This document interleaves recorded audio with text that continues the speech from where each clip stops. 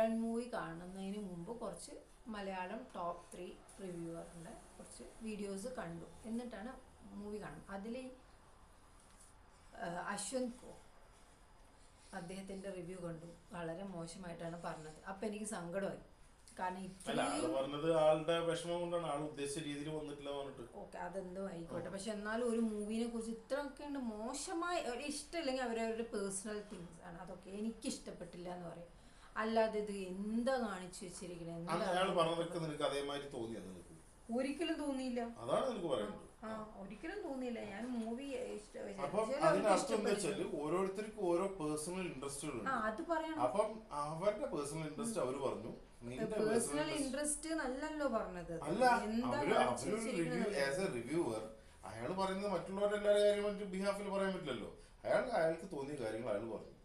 അപ്പം ഞാൻ പറയണെന്ന് വെച്ചാൽ നീ ഇപ്പൊ പറയുന്ന കാര്യം തന്നെയാണ് എനിക്ക് പറയാനുള്ളത്. ഓരോരുത്തർ അവരവരുടെ ഇൻട്രസ്റ്റ് ഉള്ള കാര്യങ്ങൾ അവരവരുടെ ഇൻട്രസ്റ്റ്. അല്ല, അവരിങ്ങനെ പറയുമ്പോ കുറച്ചു പേരെങ്കിലും ഓക്കെ എന്നാ നമ്മൾക്ക് എമ്പുരാൻ മൂവി ഇത്രയും ഒരിക്കലും ചിന്തിക്കാൻ പാടില്ല. ഒരിക്കലും ഈ പൈസ കൊടുത്ത് കാണാൻ പോവണ്ടെന്ന് പറഞ്ഞിട്ടൊരു 10 പേര് കണ്ടില്ലെങ്കിൽ അതൊരു നഷ്ടവും. കാരണം തിയേറ്റർ എക്സ്പീരിയൻസ് കാണണം. അപ്പോൾ ഇത് കാണുമ്പോൾ അപ്പോൾ ആ മൂവിയും പൊട്ടി. അപ്പോൾ എനിക്ക് സങ്കടമായി. കാരണം ഇത്രയും നല്ലൊരു ടീം ഈ ഒരു മൂവി എടുത്തിട്ട് അത് ഇത്രയും മോശമായിട്ടായാലും ഓക്കെ ഒരു ആവറേജ് ലെവൽ അങ്ങനെയൊക്കെ പറയുകയാണെങ്കിൽ ഓക്കെ. ഇത് ഭയങ്കര മോശം. ഫസ്റ്റ് ഹാഫ് ലാഗിങ് ആണ്. അല്ലെങ്കിൽ ലാലേട്ടനാ അത് കോസ്റ്റ്യൂം സൂട്ട് ആവണില്ല.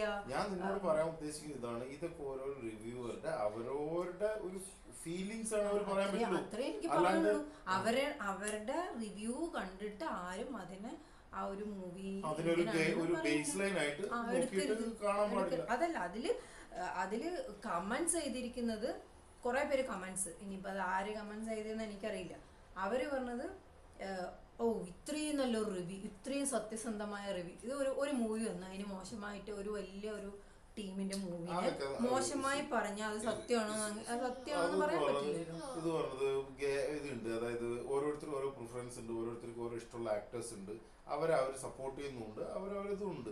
അപ്പോൾ അതിന് ആ ഒരു ബേസ് എന്ന് പറഞ്ഞാൽ ചിലപ്പം വേറെ ആരെങ്കിലും ഫാൻ ആയിരിക്കും. ഇതിന് അങ്ങനെ ഹിറ്റ് ആയി കഴിഞ്ഞാൽ അവർക്ക് ചിലപ്പോൾ വിഷമം ഉണ്ടാവും. മോഹൻലാലിന്റെ പടം ഹിറ്റ് ആവുന്നത് വിഷമമുള്ള കുറേ പേര് എനിക്കറിയാം. അപ്പോൾ പേഴ്സണലായിട്ട് അവർക്ക് ചിലപ്പോൾ ഇഷ്ടമുണ്ടാവും. പക്ഷെ ഞാൻ എത്രയേ പറയുന്നുള്ളൂ, ഒരു റിവ്യൂവർ എന്ന് പറയുന്നത്. നിനക്ക് എമ്പുരാൻ മൂവി ഇഷ്ടമായ? ഭയങ്കര ഇഷ്ടമായ? ഒരു ഡയലോഗ് പറഞ്ഞേ. അതിലൊരു ഡയലോഗ് പറഞ്ഞേ.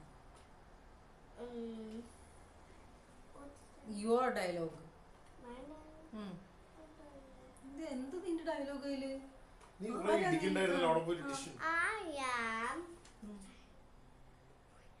പിന്നെ ആരാ അതില്? പറ.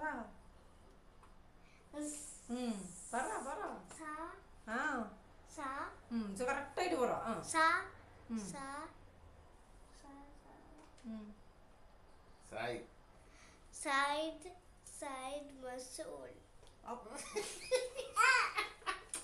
കൊച്ചു കുട്ടികൾക്ക് ഇഷ്ടമാണ്.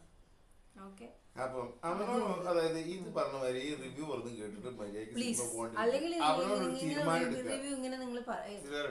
അല്ല ഇതിൽ അവര് പറഞ്ഞത് എന്തൊക്കെയാ പറഞ്ഞെന്ന് പറയാം. എന്തൊക്കെയാ പറഞ്ഞ മോഹൻലാലിന് നമ്മുടെ സ്വന്തം ലാലേട്ടന് ആ ഒരു ക്യാരക്ടർ സൂട്ട് ആവണില്ല. ഇതിൽ കൂടുതൽ എന്നെ എന്താ വേണ്ടി?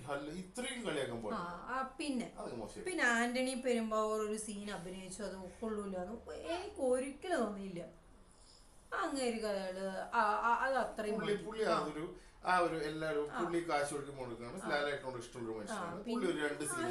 ദൂറായിട്ടില്ലല്ലോ. രണ്ട് സീനുണ്ട്. അതിലിനിപ്പോ എന്താ ചെയ്യേണ്ടത്? വല്ല നടന ഭാവങ്ങളൊക്കെ എടുക്കണം.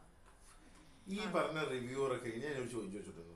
ചോദിക്കട്ടെ, ഈ പറഞ്ഞ റിവ്യൂറൊക്കെ നമ്മൾ പെറ്റ് കഴിഞ്ഞിട്ട് നമ്മുടെ കുട്ടി പ്രസവിച്ച് മുന്നോട്ട് വരുമ്പോ അവരെ കാണിച്ചിട്ട് ഈ കുട്ടി നല്ല കുട്ടിയാവും മറ്റേ കുട്ടിയാവും എനിക്ക് ചോദിക്കാൻ തോന്നി. ഇവർ ഈ സിനിമയൊക്കെ കണ്ടിട്ട് തന്നെയാണ് റിവ്യൂ ചെയ്തത്. ഞാൻ ഒരു കാര്യം പറയട്ടെ. അതായത് ഒരാൾ അത് അവരുടെ പേഴ്സണൽ ഇൻട്രസ്റ്റ് മാത്രമാണ് എന്ന് അവർക്ക് എന്നാ മനസ്സിലാവും. അത് ശരി, റിവ്യൂ പറയാൻ ആർക്കും അവകാശമുണ്ട്, എല്ലാ കാര്യവും ഉണ്ട്. പക്ഷെ അവരുടെ ഇത്രയും അന്ധമായിട്ട് ഇങ്ങനെ ഫോളോ ചെയ്യണം, നമ്മൾ ഇൻക്ലൂഡിങ് അസ്, നമ്മളും അത് പോയി നോക്കേണ്ട ഒരു ആവശ്യമില്ല. നമുക്ക് സിനിമ കാണുന്നുണ്ടെങ്കിൽ അതിലും നമ്മുടെ തെറ്റാണ്. അല്ല അത് വേറെ. ഓക്കെ, നമ്മൾക്ക് ആ ഒരു ടെൻഷൻ ഉണ്ട്. ഓക്കെ, ഇമ്രാൻ എന്താവോ, എങ്ങനെ എത്ര റിവ്യൂ. കാരണം നമുക്ക് ഫസ്റ്റ് ഡേ കാണാൻ പറ്റിയില്ല. അല്ല, 6:30 പോയിട്ട് കാണാൻ പറ്റില്ലല്ലോ, പറ്റില്ലല്ലോ. അപ്പം അതുകൊണ്ട് നമുക്ക് കാണാൻ പറ്റിയില്ല. പിന്നെ നമുക്കൊരു കറക്റ്റ് ആണ്. ഇപ്പൊ നമ്മൾ ഇലക്ഷൻ ഒക്കെ വരുമ്പോൾ ആ ഒരു ടെൻഷൻ. പക്ഷേ അത് എന്നിട്ട് സങ്കടമായി ഇങ്ങനെയും നെഗറ്റീവ് ഇന്റർവ്യൂ എന്ന് പറയുന്നത്. മൂവി കണ്ടപ്പോഴല്ലേ നമ്മൾക്ക് മനസ്സിലായി പെർഫെക്റ്റ് മൂവി. എനിക്ക് പറയാനില്ല, നമ്മുടെ ലാലേട്ടൻ, നമ്മൾ ഇഷ്ടപ്പെടുന്ന ലാലേട്ടൻ, അതിന്റെ ഒരു ഗ്ലിംസ് അതിൽ തന്നിട്ട് പോകുന്നുണ്ട്. അത് മാത്രം അത്രയും മതി. അത്രയും വെച്ച് അഭിനയിച്ച് നിർത്തി. അത്രയും കഴിഞ്ഞിട്ട് ആ സിനിമ നിർത്തിയാലും കുഴപ്പമില്ല. നമുക്ക് എല്ലാടി പറഞ്ഞ എത്ര കാലം ഈ വലിഞ്ഞ ഇങ്ങനത്തെ എന്തെങ്കിലും സാധനം. പിന്നെ പറയാനുള്ളത് റിവ്യൂ പറഞ്ഞു. നിങ്ങൾ യൂട്യൂബിൽ നിങ്ങൾക്ക് എന്തോ ആയിക്കോട്ടെ, പക്ഷേ ഉണ്ടല്ലോ നിങ്ങള് ഫോളോ ചെയ്യുന്നുണ്ട്. അപ്പൊ അവർക്ക് ഇൻക്ലൂഡിങ് അസ്, അപ്പൊ അവരെ നിങ്ങളെ വഞ്ചിക്കരുത്. വഞ്ചിക്കാന്ന് പറയാൻ പറ്റില്ല. അത് അവരുടെ ഇഷ്ടത്തിന് അവർ പറയുന്നു. അത് നമ്മളാണ് മനസ്സിലാക്കേണ്ടത്. അത് അവരുടെ ഇഷ്ടം മാത്രമാണ്. അവർ പറഞ്ഞു കേൾക്കാനൊക്കെ രസമുണ്ട്, അതിലൊരു നർമ്മമുണ്ട്. എന്ത് നർമ്മമുണ്ട്? എവിടെ നർമ്മമുണ്ട്? എല്ലാം അത് പോരാ ഇത് പോരാ ഇങ്ങനെ ചെയ്തു വെച്ചിരിക്കുന്നു. ഇത്രയും ഇതാക്കിട്ട് വേറെ ആരെയും കിട്ടില്ല, കാസ്റ്റിംഗ് ഭയങ്കര മോശമാണ്, അതാണ് എന്ത് നർമ്മമുണ്ട് എന്ന് പറയുന്നത്. അതിലൊരു രസമുള്ളതുകൊണ്ടാണല്ലോ ആൾക്കാർ. എനിക്കറിയില്ല. അപ്പൊ അത്രേ പറയാനുള്ളൂ.